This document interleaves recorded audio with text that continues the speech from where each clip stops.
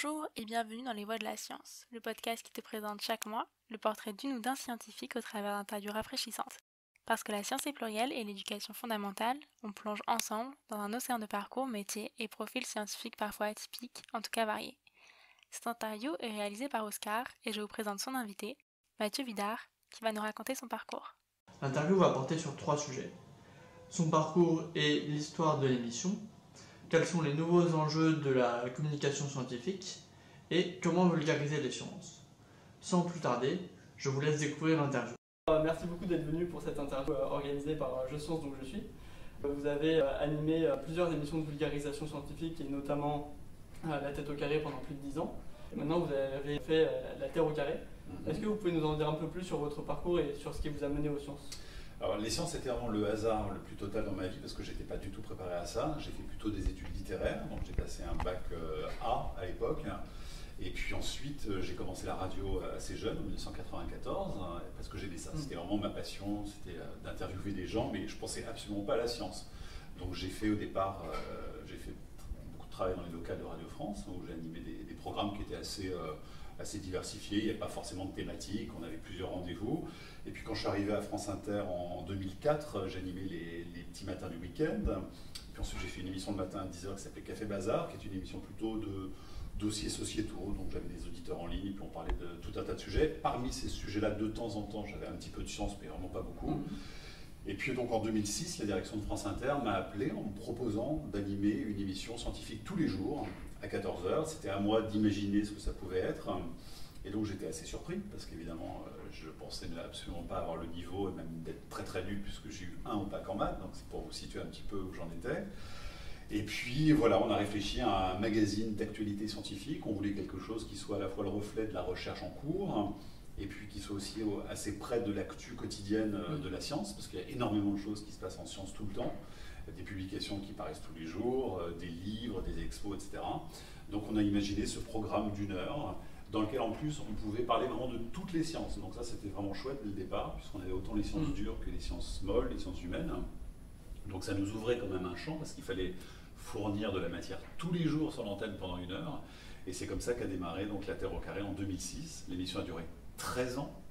Et donc depuis cette année, je fais un nouveau programme qui s'appelle La Terre au Carré, qui est une déclinaison, on va dire, environnement, planète, écologie, de ce qu'a pu être La Tête au Carré. Donc avec quand même pas mal de chercheurs, parce que c'est vrai qu'on veut garder ce prisme scientifique très très présent, mais on parle uniquement de biodiversité, de climat, d'environnement. D'accord. Et qu'est-ce qui vous a poussé à passer à la Terre au Carré du coup ? Ben, là aussi, ça a été vraiment le hasard. C'est la direction de France Inter qui, cette année, m'a proposé ça parce qu'ils se sont aperçus qu'il y avait énormément de sujets environnement qui marchaient très très fort auprès des auditeurs. On avait fait 2 journées sur le plastique, entre autres, cette année sur Inter. Et on a eu une foule d'appels au standard, en particulier pour l'émission Le Téléphone sonne, mais vraiment dans des proportions qui n'avaient jamais été vues. Et puis il y a eu l'émission de Nicolas Hulot, il y a eu les marches pour le climat, donc tout ça a créé un contexte tout à fait favorable pour qu'on puisse imaginer faire une émission quotidienne autour de l'environnement. Et donc c'est vraiment une thématique qui intéresse beaucoup par rapport aux autres sciences ? En tout cas, on a l'impression qu'aujourd'hui ça touche vraiment tout le monde, quoi. On s'est emparé de ces sujets-là, on le voit bien même au niveau des élections européennes, il y a eu un vote très très fort pour l'écologie. Ça irrigue absolument tous les champs de la société, le travail, notre façon de nous alimenter, les industries. Donc c'est tellement fort aujourd'hui que c'est quasiment incontournable, quoi. Et on voit bien sur la campagne, par exemple, pour les municipales, à Paris, entre autres, et partout en France, ça va être un thème absolument primordial. Il y a un sondage Ipsos là, qui est sorti cette semaine et qui montre pour la première fois que la préoccupation première des Français, c'est l'environnement, c'est l'écologie. Donc ça dit quelque chose de ce qu'on est en train de vivre aujourd'hui, qui est tout à fait particulier, et il y a des figures comme Greta Thunberg qui incarnent ça très très bien, et qui sont aussi très fédératrices autour de ce sujet. Et j'ai lu des articles qui disaient que justement parfois il y avait des effets de lassitude par rapport au changement climatique et au réchauffement.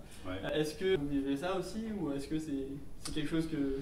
Alors pour l'instant, heureusement je ne suis pas encore touché par la lassitude, heureusement, parce que l'émission n'a que 3 semaines. Pas vous personnellement, mais est-ce que vous ressentez ça au niveau des auditeurs, Pour l'instant on n'a pas ce type de retour, mais en tout cas c'est à nous aussi d'imaginer une émission qui soit très diversifiée dans sa proposition.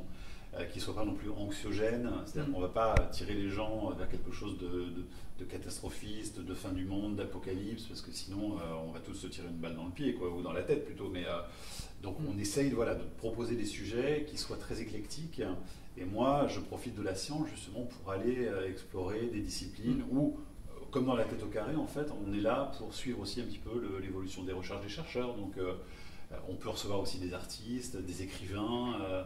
Voilà, tout ça, ça nous permet de parler de l'environnement, mais au sens très très large, pour aussi nous faire en sorte que tous les jours dans le programme, on ait de quoi se changer un peu aussi les oreilles, quoi, parce que sinon ça va être effectivement un peu lassant. On peut facilement écouter l'émission, mais on ne sait pas tellement ce qui se passe derrière les micros.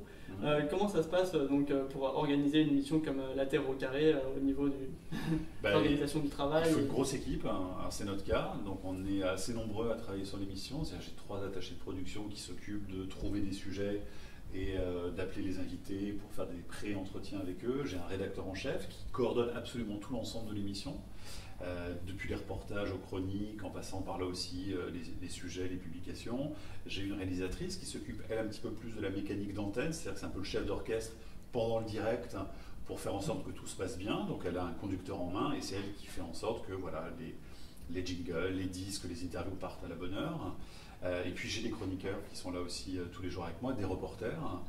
Donc c'est vrai que c'est une équipe mais c'était aussi un souhait de France Inter, c'était de donner des moyens à cette émission pour que par exemple des reporters puissent partir à l'étranger, tourner des sujets en forêt amazonienne, sur un glacier en Islande. Donc c'est vrai qu'on a la chance d'avoir un petit peu de moyens pour cette émission. Et là aussi, ça participe à la variété des sujets qu'on peut proposer aux auditeurs. Donc voilà, c'est une équipe qui est maintenant bien rodée, parce que c'est des gens avec lesquels moi je travaille depuis assez longtemps. Il y a quelques nouveaux qui sont arrivés. Et ça permet d'avoir une mécanique d'antenne pour que tous les jours on puisse proposer cette émission. D'accord. Et ça se passe comment du coup au niveau de la préparation des sujets? Là c'est la même chose. Notre travail au quotidien, c'est de pouvoir prévoir la programmation de l'émission, donc d'avoir au moins 2 semaines d'avance, parce que chaque jour j'ai quand même 3 invités dans l'émission, donc c'est énorme. Donc il faut en trouver, 3 invités multipliés par le nombre d'émissions, multipliés par le nombre de semaines et de mois dans l'année. Je crois, on avait fait le calcul assez rapidement, je crois qu'on doit être aux alentours de 700 invités à trouver dans l'année. C'est une masse importante. Et puis là aussi, il faut trouver des sujets quand même très très différents. Cela dit, je suis assez rassuré parce que c'est vrai que l'environnement draine énormément de sujets, de disciplines, donc on a vraiment le choix. Donc voilà, notre travail c'est ça, c'est de trouver les sujets, de lire des livres, de s'intéresser à ce qui se passe aussi dans le domaine culturel, d'avoir des publications scientifiques, de tenir au courant de toute l'actualité, de regarder l'agenda aussi des grands rendez-vous, comme en ce moment les rendez-vous climatiques, qui permettent vraiment de faire des émissions aussi sur le sujet. Donc voilà, on est dans toutes les sources possibles et imaginables pour faire en sorte que cette émission elle existe, quoi. D'accord, et en plus vous faites des sujets qui sont quand même très d'actualité, donc c'est assez difficile de pouvoir programmer avec beaucoup d'interventions. Alors c'est ça, parfois on peut rebondir sur l'actualité et changer un sujet. Par exemple, la première émission qu'on a faite, c'était sur la forêt amazonienne, sur les incendies en Amazonie. Ce n'était pas prévu du tout quand on avait commencé à programmer l'émission, mais ça s'est imposé. Et pour nous aussi, c'était un symbole assez fort de pouvoir commencer La Terre au carré sur ce sujet-là, avec la forêt amazonienne qui incarne aussi bien la nature et la biodiversité. La biodiversité d'ailleurs végétale, animale, humaine. Et donc on a commencé comme ça. Et puis c'est vrai que de temps en temps, quand il y a un sujet qui nous semble important, on peut modifier l'émission, la bouleverser un petit peu. C'est le cas aussi par exemple pour la manifestation pour le climat. Là. On a chamboulé le programme pour être en direct de la place de la Nation. Ce n'était pas prévu au départ, mais on s'est dit que vraiment ce serait la configuration idéale pour nous, pour pouvoir le vivre au plus près. Voilà. Ok. Sinon, donc... je me demandais, il y a pas mal d'initiatives qui mélangent les sciences à d'autres disciplines, par exemple des expositions qui mélangent art et sciences et tout ça. Est-ce que ça vous intéresserait et que pensez-vous de ces initiatives? Moi j'adore ça, au contraire. Je trouve que c'est... D'abord on a un rendez-vous qui est quasiment dédié à ça tous les jours, qui s'appelle l'invité découverte. On est très ouvert justement sur les liens entre la science et les artistes, parce que c'est vraiment des rencontres qui en général donnent naissance à des choses assez originales, et puis qui créent une dynamique aussi autour de la science ou de l'environnement. Donc ça permet de proposer des formes différentes pour parler de ces sujets-là. Et souvent, moi je m'en suis aperçu dans l'émission, les rencontres entre les artistes et les scientifiques, ça matche bien, quoi. Ils ont toujours des choses à se raconter. Et les scientifiques sont aussi souvent très créatifs, donc ils sont sensibles à l'art. Et les artistes sont souvent aussi tout à fait intéressés, passionnés par les disciplines de la science. Donc ça fait des choses, ça fait des bonnes alchimies pour l'émission. Moi j'adore ça. Ouais.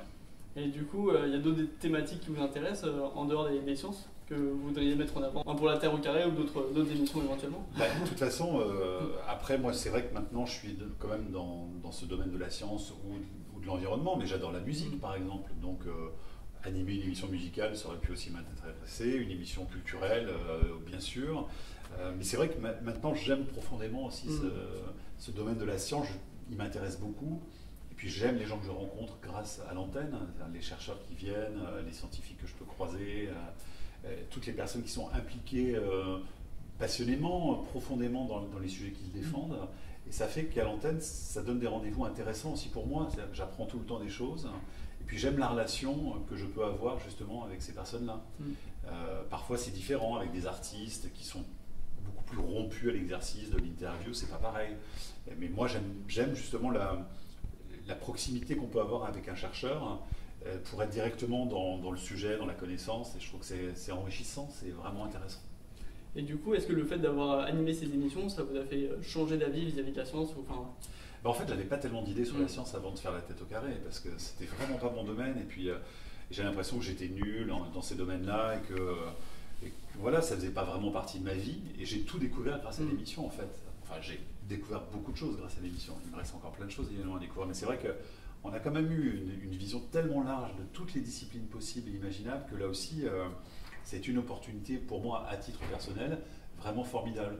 Et ça a été une rencontre avec la science qui finalement m'a révélé quelque chose que j'ignorais et qui me passionne aujourd'hui. Donc je trouve que c'est une chance folle. C'est vraiment une belle rencontre. Et du coup, vous interviewez régulièrement des chercheurs.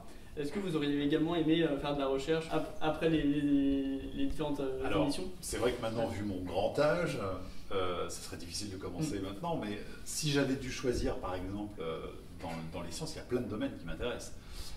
Tout ce qui concerne le cerveau, par exemple, j'adore la géologie, j'adore la primatologie, j'aurais bien aimé faire une discipline de terrain, la volcanologie, par exemple, tout ce qui touche à la Terre m'intéresse beaucoup, donc pourquoi pas dans une autre vie peut-être, mais bon maintenant voilà ma vie elle est derrière le micro à rencontrer des gens et les interviewer et ça me plaît énormément. C'est pas mal aussi pour pouvoir avoir plein de sujets différents à étudier. Et je trouve que c'est une chance folle parce que j'ai la chance de pouvoir inviter les chercheurs qu'on repère avec l'équipe qui nous intéressent et pour lesquels les sujets nous intéressent.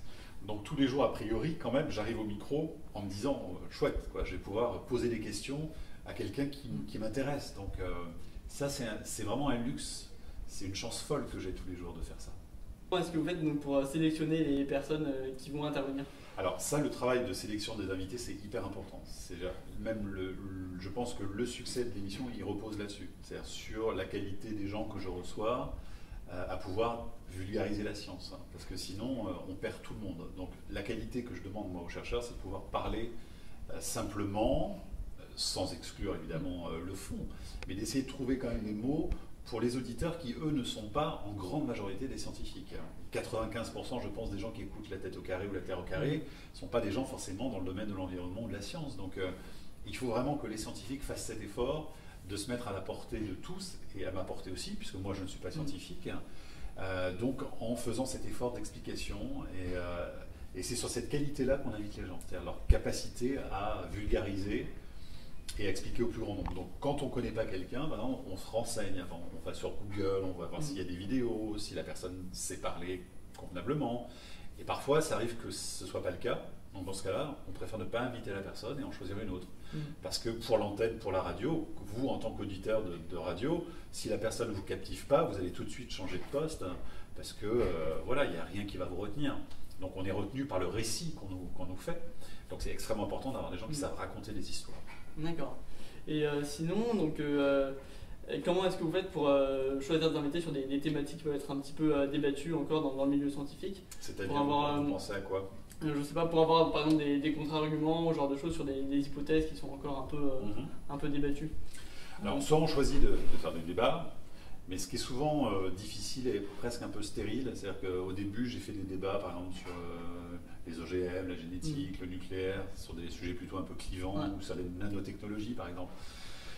Et c'est compliqué parce que les gens ont du mal finalement à communiquer ensemble. Chacun campe sur ses positions, sur ses idées. Donc c'est souvent des rencontres un petit peu stériles. Hein. Donc si dans un domaine, il y a différentes hypothèses qui sont proposées, on peut se dire qu'un jour on fait une émission avec un chercheur qui nous présente son hypothèse, et puis un autre jour on en fera avec un autre. Voilà, on est plutôt assez ouvert. Mais bon... les sujets s'y prêtent pas non plus tout le temps, donc il n'y a pas que des sujets clivants, donc voilà, il y a des choses sur lesquelles quand même la communauté scientifique est à peu près d'accord dans son grand ensemble, donc c'est plus simple quand il y a un consensus par exemple, bon c'est plus facile de parler d'un sujet sur la création de l'univers, sur voilà, le Big Bang, bon même s'il y a des différents scénarios qui sont possibles, il y a quand même aujourd'hui une espèce d'accord commun, collectif quoi, sur la question, donc c'est plus simple. Dans les médias, il y a beaucoup d'articles scientifiques qui sont traités de manière un petit peu racoleuse. Comment est-ce que vous pensez qu'on peut rendre la science attractive sans la déformer? Alors, c'est vrai qu'il faut faire attention. Parfois, même nous, ça nous est arrivé de critiquer des articles qui avaient été vraiment survendus, et ça arrive de temps en temps. Hein, quand la NASA trouve une goutte d'eau sur la planète Mars, ça y est, tout d'un coup, c'est l'eau liquide qui a été trouvée. Donc, il y a beaucoup d'articles parce que, évidemment, pour plaire aux lecteurs, il faut rendre les titres un peu attractifs. Donc ça arrive souvent que même les services de communication des institutions scientifiques elles-mêmes fassent des titres qui sont vraiment survendus. Donc ça c'est un problème, il faut faire très très attention. Par exemple, dans le domaine de la médecine, de la recherche par exemple en médecine, quand vous utilisez la souris comme modèle, entre un résultat sur la souris et un résultat sur l'homme, il peut s'écouler 10, 15 ans. Et il ne faut pas tromper les auditeurs sur les attentes. Quand on parle de maladies, par exemple, et de découvertes importantes sur des maladies, c'est vrai que les gens concernés sont très en attente de ça. Donc il faut faire très attention. Donc il ne faut pas avoir peur aussi de le dire quand les choses sont un peu survendues et que, par exemple, des articles sont ultra commentés dans la presse. Il ne faut pas hésiter à prendre le contre-pied. Et puis après, je pense que l'attractivité en fait, de la science, elle vient des sujets eux-mêmes, en réalité. C'est-à-dire que la science en soi, elle est très intéressante, elle est hyper diversifiée, et qu'il y a tellement de choix possibles que c'est quand même pas très compliqué de trouver des sujets intéressants. Et les gens sont curieux de nature, donc même si on leur présente un sujet qui peut être un petit peu compliqué parfois, il y a quand même, on sent une attention, et la difficulté n'est pas un obstacle en réalité. Et donc rendre des sujets scientifiques attractifs sans justement tomber dans ce que vous décriviez, je pense que c'est possible, hein, et de toute façon, il n'y a pas que des méga super titres non plus dans les publications. Donc voilà, il faut jouer avec ça. Et bon, c'est vrai qu'après, quand on découvre par exemple des gènes néandertaliens chez Homo sapiens, bon, là on a des choses qui sont simples à communiquer parce qu'elles sont assez spectaculaires et inattendues. Donc là ça buzz, ça marche bien et c'est très pratique. Mais il n'y a pas que ça. La science au quotidien, c'est pas que ça non plus. Donc, après, il y a pas mal d'articles qui montrent que les fausses informations circulent plus rapidement que les vraies informations. Malheureusement. Est-ce que du coup, ça vous impacte un peu dans votre travail, ce genre de choses? Justement, il faut faire très attention et le tri en fait, des informations, il est primordial. Donc, sur le nombre de publications scientifiques qui sortent tous les jours, et même parfois dans des revues très prestigieuses, comme Science ou Nature, il faut faire vraiment attention parce que toutes les études ne se valent pas. Et parfois, il y a des études qui ne sont pas très intéressantes, quoi, qui tombent d'elles-mêmes. Donc la difficulté, c'est de ne pas tomber dans les pièges que peuvent justement vous tendre les scientifiques parfois eux-mêmes en survendant parfois des sujets, parce que évidemment, le but d'un scientifique, c'est d'être publié au maximum. Donc on peut être tenté parfois de gonfler un petit peu les choses. Donc le travail pour les journalistes, c'est précisément de faire le tri et de proposer, dans la mesure du possible, quand même des sujets fiable, voilà. Mais je vous dis, le choix est tellement important que c'est pas très compliqué quand même. D'accord. Voilà. Mais c'est vrai que vous avez raison, les fausses informations, elles circulent beaucoup plus vite sur les réseaux sociaux que les vraies informations. Et même une fausse information qui sera démontée, il y aura beaucoup plus de difficultés à la faire entendre une fois que la vérité sera rétablie, donc les bonnes informations seront données. C'est vrai que c'est compliqué ça. Ouais. Est-ce que du coup, avec l'évolution des réseaux sociaux, vous avez dû faire des adaptations pour votre émission? En réalité, les réseaux sociaux, ça nous a permis aussi de toucher d'autres publics et de faire en sorte que l'émission soit diffusée autrement. Et je crois qu'aujourd'hui, c'est absolument incontournable. D'ailleurs, cette année, pour la première fois, j'ai une community manager à temps plein dans l'émission. Donc ça, c'est rare, parce que c'est vrai qu'en général, il y a des community managers pour l'ensemble des émissions. Là, on a vraiment quelqu'un qui est dédié à la Terre au carré, mais parce que c'est hyper important de pouvoir aujourd'hui parler aussi à des gens plus jeunes, qui manient d'autres outils, qui n'écoutent pas du tout la radio en direct. Écouter la radio, c'est vraiment quasiment un truc de grand-père maintenant, quoi. On est avec son portable, on podcaste les émissions. L'acte d'écouter une émission en direct, c'est beaucoup plus rare finalement.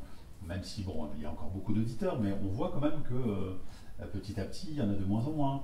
Mais parce que les gens écoutent autrement, par d'autres vecteurs.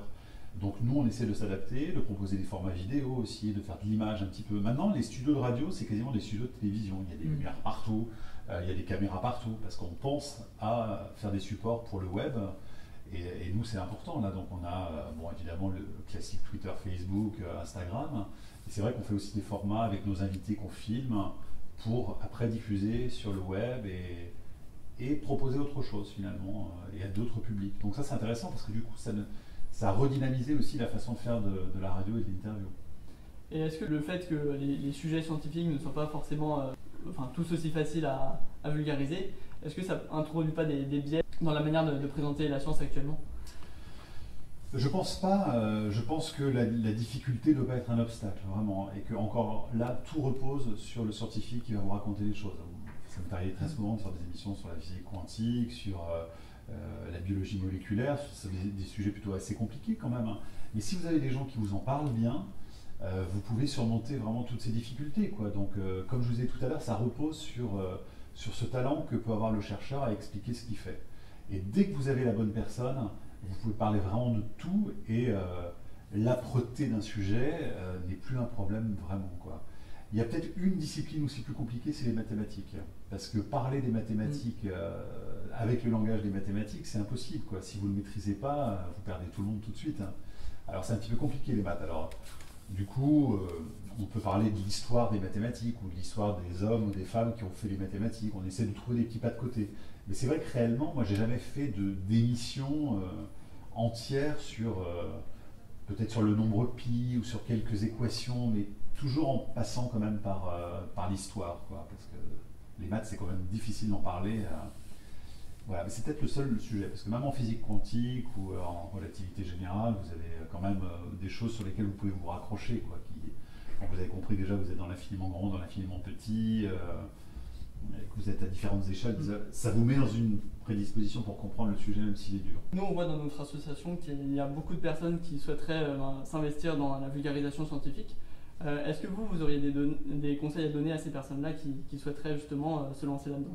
Alors d'abord, je les encourage à le faire parce que je pense que c'est hyper important. Donc vraiment, c'est une très bonne idée. Et je pense que toutes les initiatives pour transmettre de la science, elles sont très très importantes parce que c'est une façon justement de remettre la science au cœur de la société et puis d'aller toucher des gens qui peut-être a priori ne se considèrent pas du tout intéressés par la science, mais qui par des actions de vulgarisation, tout d'un coup vont se dire bah oui tiens finalement c'est chouette. L'autre jour j'ai rencontré un prof de maths qui rappe en fait ses cours. Hein. Donc pour parler de Pythagore, il fait des vidéos avec ses élèves sur des raps. Bah, je trouve que c'est une super idée parce que voilà, ces élèves comme ça s'intéressent avec un vecteur là aussi qui est celui de la musique à des sujets qui peut-être a priori les auraient pas du tout intéressés.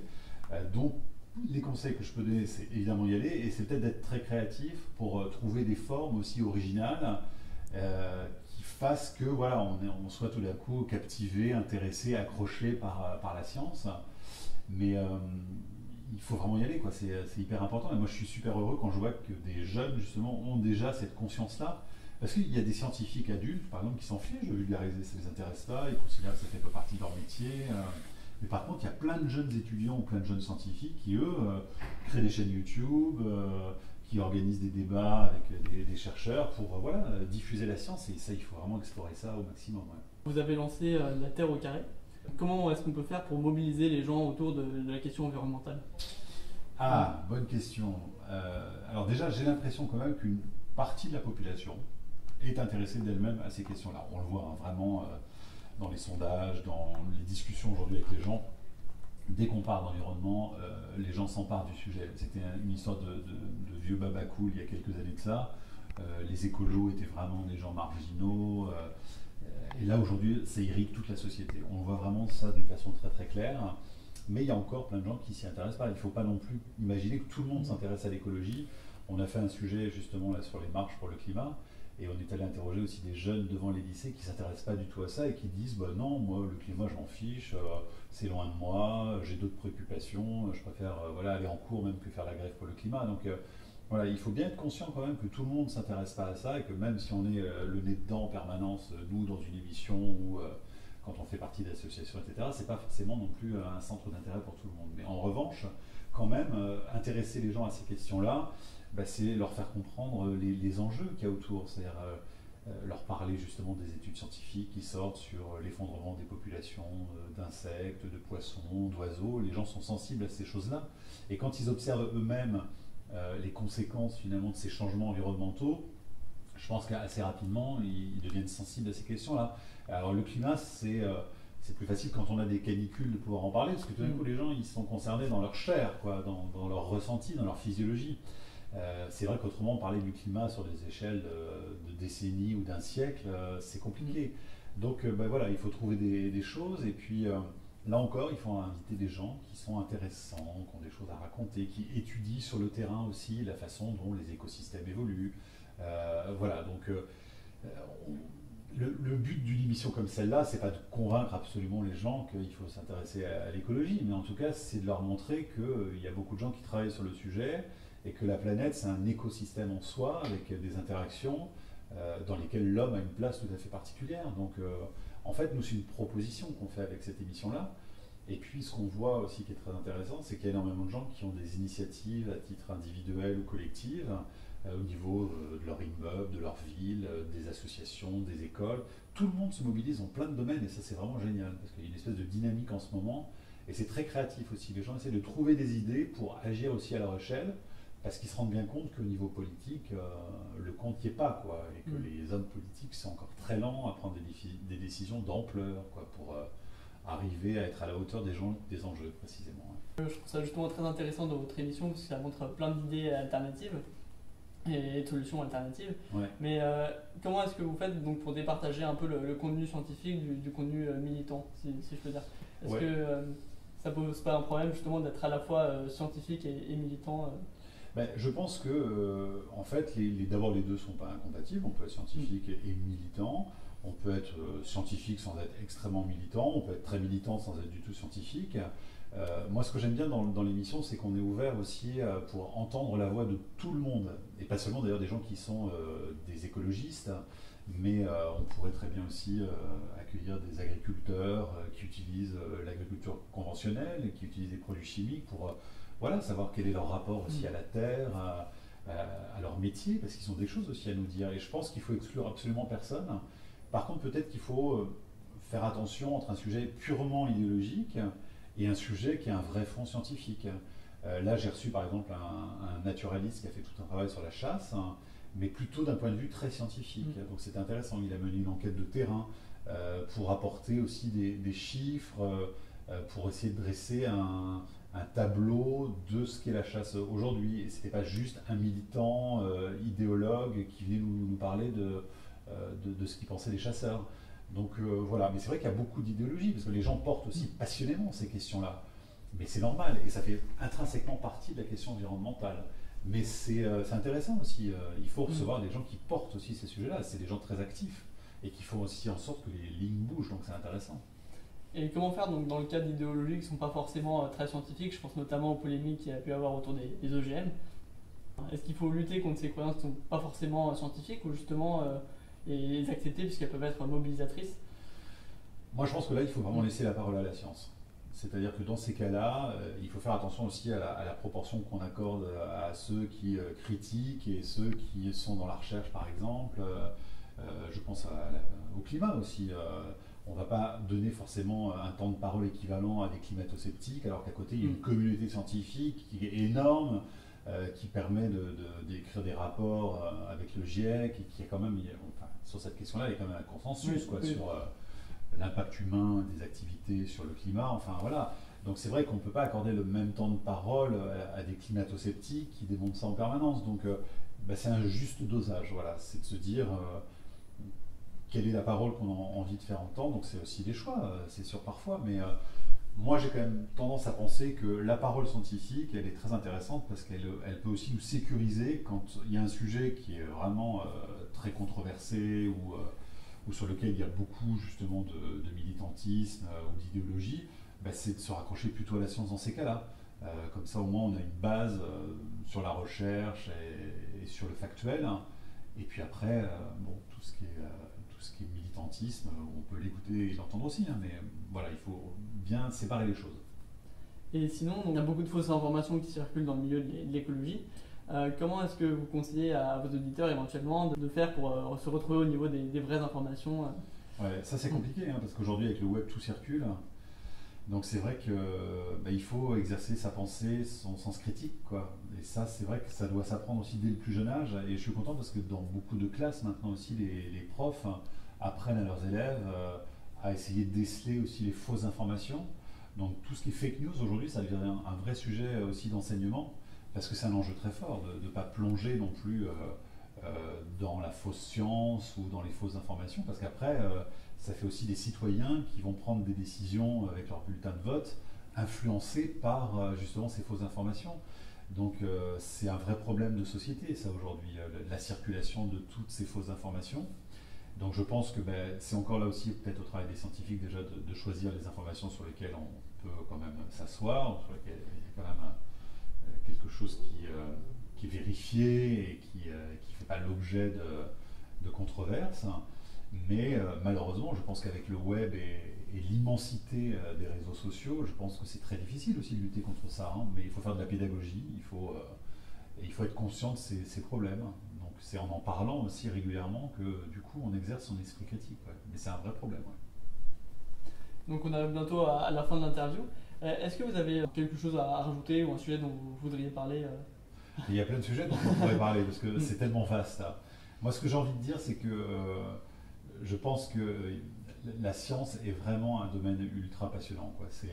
Pour moi, c'est vraiment de la culture. C'est quelque chose qui est très enrichissant pour soi. Je trouve que ça ouvre des portes de compréhension sur plein de choses du monde.